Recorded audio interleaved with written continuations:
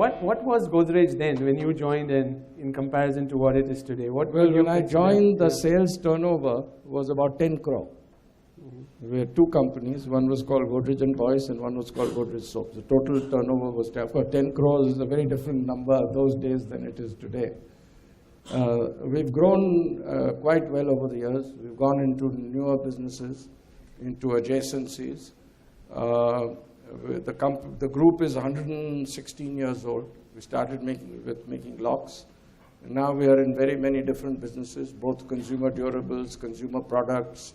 We are into chemicals. We are into industrial products. We supply to the Indian Space and Nuclear Program. We make agri products. We operate now in about 20 countries in the world, manufacturing operations.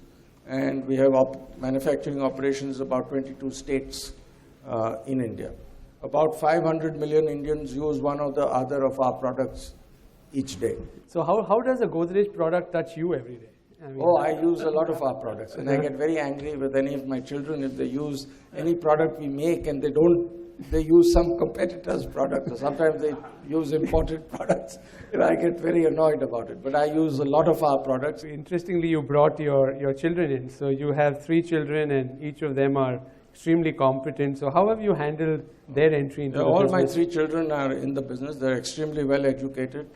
They started as management trainees in the group. They've risen. They're very passionate about the business. So I look forward to the business continuing under strong management in the decades to come.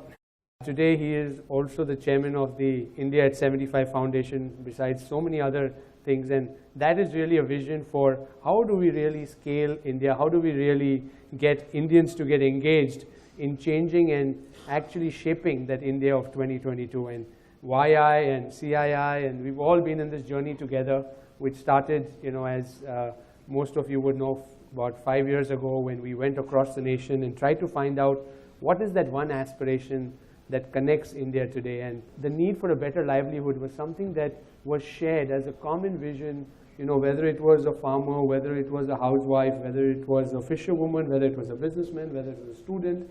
Everybody believed that there was a need for a better livelihood for themselves or the next generation. And C.K. Prahalad, who's been the inspiration around this vision, actually talked of India being able to achieve that by skilling 500 million people. So actually combining the two, we went to the Prime Minister, and the Honorable Prime Minister endorsed that vision, that if you can skill an unskilled person and upskill a skilled person, we'd probably be able to address the aspiration of large numbers of Indians. And with that, the National Skills Development Corporation was formed. The President talked to both houses of Parliament, and this whole skills mission in India actually, got underway. Godrej, for example, is taken on a target to skill 1 million people by 2022. Of course, in areas that will create more beauty salons, more, people of that caliber. We look at foundations. There are global foundations that are looking at seeing how they can improve livelihoods in India, and we find large numbers of foundations and different kinds of social enterprises coming into the space to actually make this happen. And the fourth wing is the entrepreneurial energy. I think the entire training and skill building is a $1 trillion opportunity over the next 10 years. It's been pegged by some US report. So the opportunity to create entrepreneurship and skilling is extremely large. So that really forms the cornerstone of the India at 75 vision, which really talks of how can we create an India based on economic strength, technological vitality, and moral leadership by 2022. I will request Adi to do is to share his thoughts with us on really how can we build India, on good governance. Professor C.K. Prahalad had stressed the theory that India could lead the world in moral leadership, based not only on our ethical foundations and learnings, but also on the capacities of our youth. In his vision for India at 75, he had laid out moral leadership as one of our aspirations, and we in the foundation are seeking to make it a reality. Let me touch briefly on the current economic challenges facing us, which focus our attention on the imperative of inculcating moral leadership and reinforcing good governance. Some time ago, we believed that India's young demography would carry it through any global problems, and that we were at the cusp of economic transformation. In the last 2 years, this promise has not been achieved, and we can no longer take for granted that India can claim an inherent growth rate of 8 to 9% as a matter of course. Today, for 2 consecutive years, we have seen growth of 6.2% and 5%, and the current year offers no great hope that India will revert to a higher pace. Lack of moral leadership corrodes and corrupts the society, making it dysfunctional and antithetical to common good. Corruption or misuse of power for unlawful personal gains detracts from our commitment to poverty alleviation, provide basic goods and services such as education and healthcare, and build India into a place of happiness, peace, and security. E-governance, too, is high on the agenda, as is preventing leakages through the UIDAI. However, institutions and laws are only as good as the people who are involved in their successful functioning. On the one hand, no law can prevent corruption if the entire system acts against its proper functioning.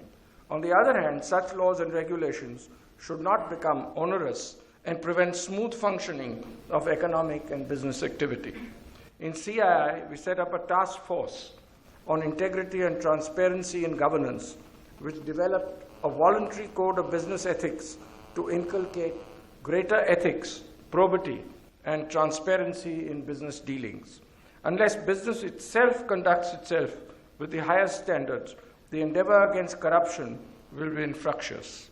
As you know, India at 75 and YI are closely aligned. The India at 75 vision document was prepared after multiple stakeholder dialogue, engaging 6,000 people all over the country. As youth comprise 65% of our population, the focus is on harnessing their energy and ideas.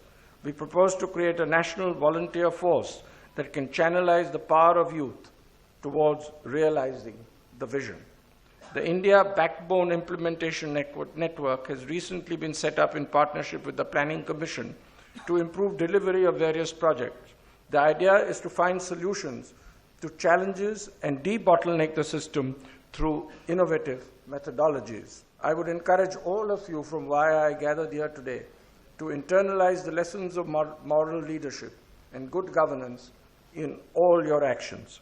I would also urge you to join the Volunteer Corps under India at 75 banner. Let us act together to make our country very strong, both economically and morally. Thank you, ladies and gentlemen.